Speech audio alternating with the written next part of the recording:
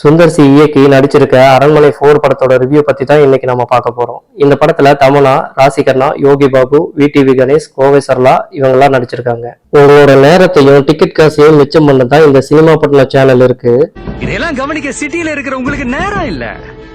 சரி நண்பா நண்பிகளே, இந்த வீடியோ எப்படி இருக்குன்றத பார்த்துட்டு உங்களோட கருத்துக்களை தயவு செஞ்சு கமெண்ட் பண்ணுங்க. மறக்காம சர்ப்ரைஸ் பண்ணுங்க. Thank you. படத்தோட ஓபனிங்ல ஒரு பூசாரி தன்னோட பொண்ணை கூட்டிட்டு கோயில் திருவிழாவுக்கு ஆத்துல படகுல போறாரு. போற வழியில ஒரு சைத்தானோட கதையை சொல்லிக்கிட்டே வராரு. அந்த கதை என்னன்னா, பாக்குன்னு ஒரு சைத்தான், அது நிலத்திலையும் நீர்லயும் வாழக்கூடியதுன்னும், அது மத்தவங்களை கொண்டு அவங்க உருவத்திலேயே மாறி தன்னோட சக்தியை பெருக்கிக்கணும், 100 வருஷத்துக்கு முன்னாடியே கடவுளோட சக்தியால அதோட ஆத்மாவை கட்டி போட்டுட்டதாகவும் சொல்றாரு. ஐயோ ரொம்ப குழப்பறானே தம்பி, கொஞ்சம் புரியுற மாதிரி சொல்லுங்களேன்.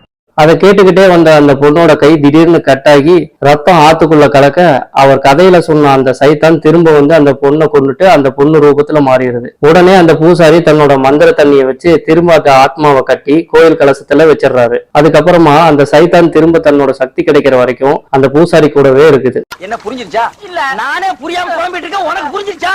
ஒரு பக்கம் சுந்தர் சி தங்கச்சியான தமன்னா ஒரு ஆர்கிடெக்ட காதல் கல்யாணம் செஞ்சுக்கிட்டு வேற ஊர்ல குழந்தைகளோட வாழ்ந்துட்டு வராங்க. 10 வருஷமா குடும்பத்தை விட்டு பிரிஞ்சிருந்த தமன்னா ஒரு நாள் தன்னோட கணவர் ஹார்ட் அட்டாக்ல இருந்த வருத்தத்துல தானும் சூசைட் பண்ணிக்கிட்டதா தகவல் வருது. உடனே சுந்தர் சி அங்க கிளம்பி போறாரு. அங்க போனதுல தங்கச்சி இறப்புல ஏதோ மர்மம் இருக்கிறதா சந்தேகப்பட்டு போலீஸ்ல புகார் கொடுக்குறாரு. அதுக்கப்புறமா அந்த ஊரோட பிரசிடென்ட் பையனும் இறந்து போக, இதுக்கெல்லாம் காரணம் ஒரு மந்திரவாதி தான் அவர் மேல சந்தேகப்படுறாரு சுந்தர் சி. நான் தான் அப்பவே சொன்னேன், இந்த தாடிக்காரனை நம்பாதே. சந்தேகப்பட்டு அந்த மந்திரவாதியை பின்தொடர அந்த ஊர் இன்ஸ்பெக்டர் ஒரு அமானுஷ சக்தினால கொல்லப்படுறத நேரடியாவே பாக்குறாரு சுந்தர் சி. அப்ப அந்த கொலையெல்லாம் மந்திரவாதி செய்யலைன்னா யாரு செஞ்சிருப்பாங்கன்னு குழம்பி போறாரு. இதுக்கப்புறமா உண்மையா தமன்னா தற்கொலை செஞ்சுக்கிட்டாங்களா இல்ல கொல்லப்பட்டாங்களா, அப்படி கொல்லப்பட்டிருந்தா யார் அந்த கொலையாளி, ஃபர்ஸ்ட் சொன்ன பூசாரி கூட இருந்த சைத்தானோட ஆத்மா என்னாச்சு அப்படிங்கறதா இந்த படத்தோட மீதி கதை.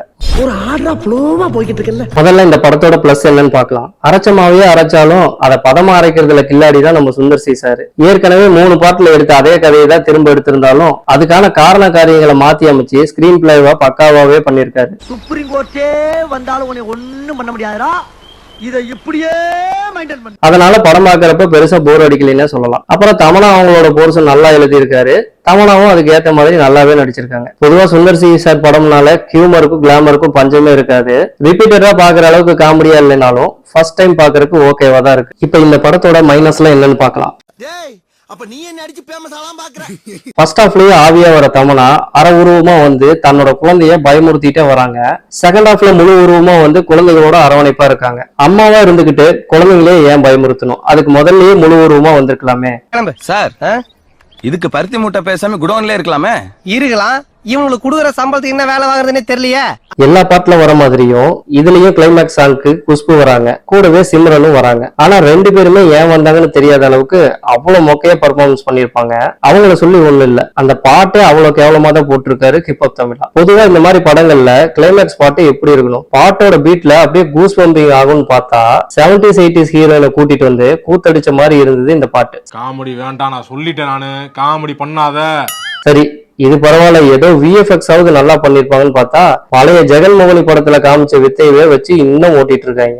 மொத்தத்துல படம் எப்படி இருக்குன்னு கேட்டா, இந்த படத்துல யோகி பாபு ஒரு பஞ்ச் டைலாக் பேசியிருப்பாரு. அது என்னன்னா, நாம பேய விரட்டுவோம்னா அந்த வக்கீல் நம்பினது ஓகே, ஆனா நாம நம்பணும் பத்தியா அப்படின்னு பேசியிருப்பாரு. அதே மாதிரி இந்த படம் நல்லா இருக்குன்னு சுந்தர் சி நம்பினது ஓகே, ஆனா அதை நாம நம்பணும் பாத்தீங்களா. என்னது என்ன டீசெண்டா முடிச்சுக்கிறோங்க, கையை முறுக்குற நீ.